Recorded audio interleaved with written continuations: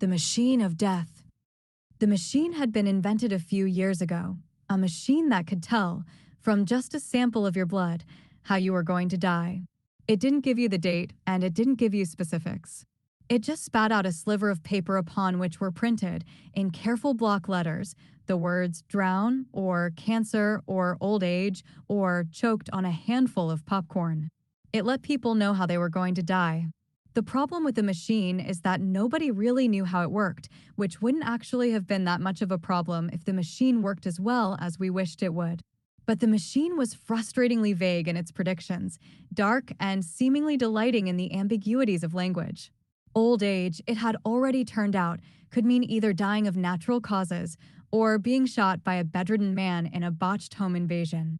The machine captured that old world sense of irony in death. You can know how it's going to happen, but you'll still be surprised when it does.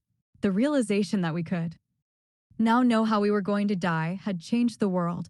People became at once less fearful and more afraid. There's no reason not to go skydiving if you know your sliver of paper says, buried alive. But the realization that these predictions seemed to revel in turnabout and surprise put a damper on things. It made the predictions more sinister. Yes, skydiving should be safe if you were going to be buried alive, but what if you landed in a gravel pit? What if you were buried alive not in dirt, but in something else? And would being caught in a collapsing building count as being buried alive?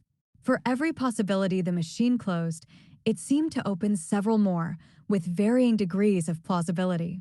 By that time, of course, the machine had been reverse engineered and duplicated, its internal workings being rather simple to construct.